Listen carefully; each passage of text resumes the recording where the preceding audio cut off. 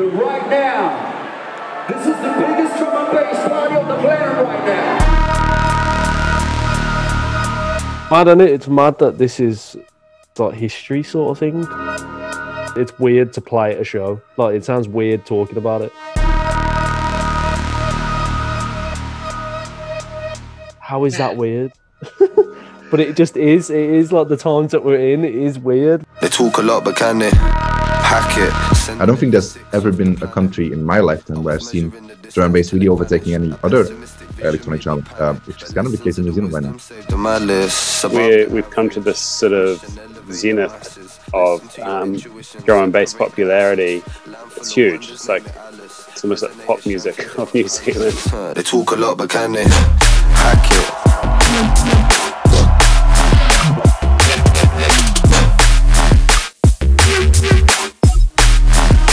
They talk a lot, but can they? The timing of COVID has almost helped us in a way, because there was like this bubble forming, we think, where the scene was so mental in New Zealand. I'm like, it can't, like, this isn't sustainable. But then it all like disappeared for a month or two, and it all came back, and it came back like 10 times as strong. The All Blacks are coming out to play rugby to drum and bass. Like Jacinta Ardern listens to drum and bass. It's just all these things amplifying. Like, you turn on the radio in the middle of the day and it's just pumping heavy drum and bass. The scene is very, very strong at the moment. It always has been, but it's quite crazy at the moment. Last year I was like, yeah, this is kind of it. This is the peak. And then come back this year and it's gone even bigger. I think it's just the sheer excitement that comes from and the vibe that comes from knowing that you're the only people doing it in the world. People genuinely know that, and they appreciate and they're grateful that we're the only country in the world that can do this. It's not taken for granted. As the doors reopen, I won't wait in the very front row. I will fill my space as the strobes light up and the chill comes on. I'ma show the whole world how I love this song. I will run. My agent had been talking to me and my management for ages and saying, oh, like, there's a chance we could do New Zealand on New Year's Eve. And I was kind of like, well, yeah, I'm down. It was like, you know, if you do it, you'll have to quarantine. Isolation was an experience. You know, I had to do it over Christmas, so 14 days. It's controlled by the military and the nurses, so it looks very apocalyptic. You only know where they're going to put you the second you exit the airport. Coming into the country, like, through the airport was just astonishing. Proper mind-blowing, like, to see, like, how well they're doing it over here. I mean, it was weird leaving the hotel and they just pop you out onto the street and, you know, going out and being amongst all these people in downtown Auckland and people sort of brushing into you and chatting at you and stuff like that, and going to that first show and people coming up and shaking your hand or like hugs. And I mean, it's taken me probably the month to just kind of like get over that sort of aversion to like being around people and groups and stuff. First show was, I'd like to tell you, like, it was amazing and everything just clicked and it was like riding a bike, but it wasn't. I was definitely out of sync.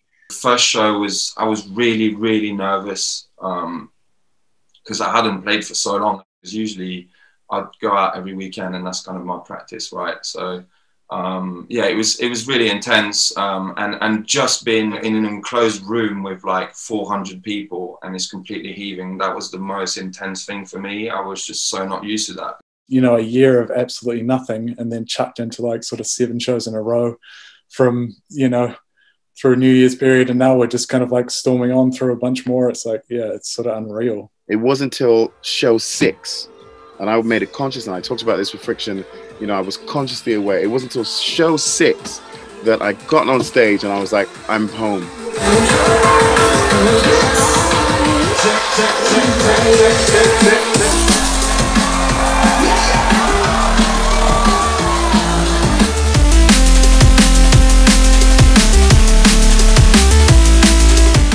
All the festivals have been just wicked. Just playing by your side and getting it sung back to you is epic. We love looking up to the European countries going, oh, I can't wait till one day we do a festival that's as big as that. But the beauty with drum and bass is that we are there.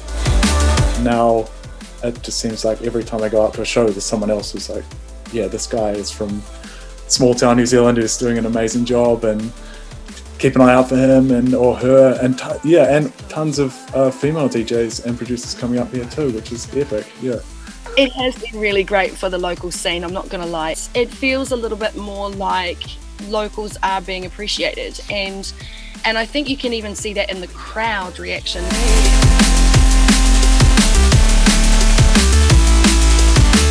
Certain DJs who are coming through, you know, they're starting to get a fan base, and you can see them, they're playing on these smaller stages, and these stages are packed out. And you've got guys like Subfocus, when he arrived, he played a Lee Matthews tune in his set, and he didn't realize that they were from New Zealand.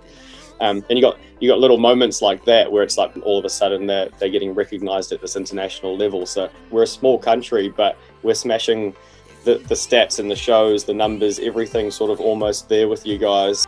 Our shows, for example, that Subfocus headline show with Friction and Dimension, to do 7,000 tickets just to a headline drum and bass show in New Zealand made history. It was just joyous. Like we had, you know, CO2, the pyrotechnic, people up on the shoulders, you know. It was just like, oh my God, I love the scene.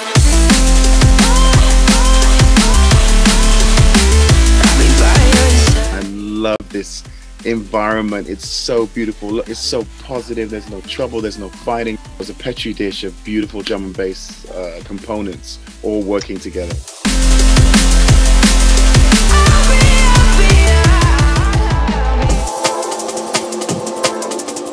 Everybody's seen the New Zealand videos. They're gonna love it, but they're also gonna hate it because they want it that bad, but it's how many thousands of miles away from them. So we had 2 lockdowns, right, in New Zealand. So the first one was about 12 weeks long, and the second one was a bit shorter. It was about 6 weeks or something. Yeah.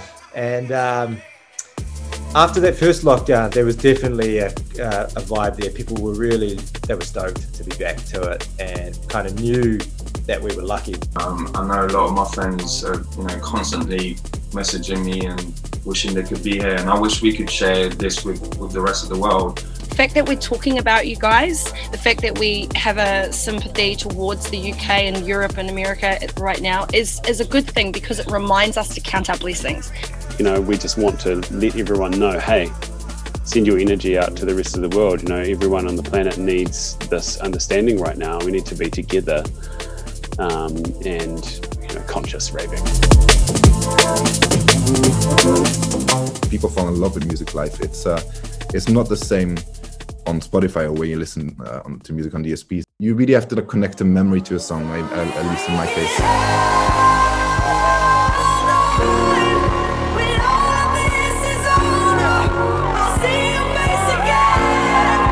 You know, it's not the same listening to it on my headphones or at home. I miss that kind of the energy of hearing it in the club. I miss the sense of community with the fellow DJs and MCs, and of course I missed, you know, the crowd, the show. But I just missed that feeling of when a beautiful tune is, you know, drops at the right time at the right moment with the right frequency on the right system.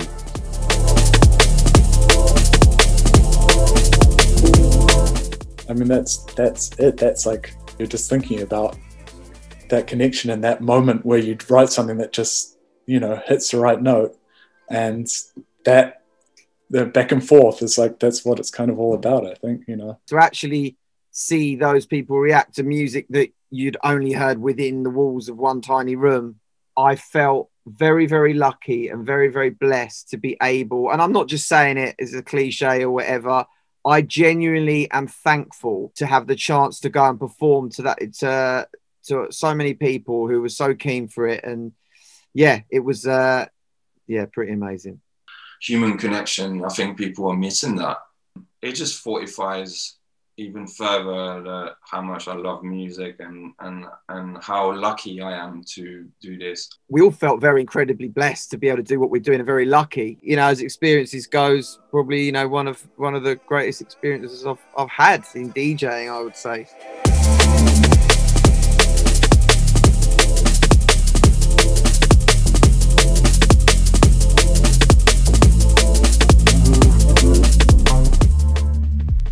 it is a really interesting thing to think about, the origins of the sound and how it's spread throughout the world and just been adopted wholeheartedly by New Zealand especially. It's back in the 90s, New Zealand was considered one of the meccas. Christchurch, where I sort of began my career, that was the mecca. You know, we had people like DJ Bailey and Shy FX and Brian G coming over and Bad Company and Dom and Roland and Ed Russian Optical. And it was like everybody wanted to come and play in New Zealand because the scene here was so strong. Going to a first Thursday night when DJ Trace lived over here, and he had like all the Inside the Machine dubs and just unreleased Ed Russian Optical, things like that, that just kind of changed my life for sure. Really, you know, it's had its ups and its downs, and there's been points in the drum bass scene where, you know, it's engrossed my life, you know, the music, and then there's been points where it's, you know, I've fallen out of love with it. It's always there. Feels like I'm lost at sea. Drum and bass in New Zealand's always been consistent. It's never been a fad. It's gritty, it's human, and that's what I love about drum and bass. There's tension, there's release. Yeah, it's very rewarding music. It's like a really tribal support. Everyone's just here, they're doing their thing. Drum and bass will always be there. It's like, oh, it's gonna die like 10 years ago or whatever. I was like, it really hasn't. Like, it just actually keeps going. Like, strength. This is everything to me, and it is my life. You know, it's the first thing I think about when I wake up, and it's the last thing I think about before I go to sleep. I don't get the feel that I do with another genre like I do with drum and bass. Having lockdown has definitely opened my eyes and made me realise how important and good this scene is. When it comes back, it's going to be the best time and the best place this scene will ever be in, I think, because everybody's going to just realise, yeah, look how good this is.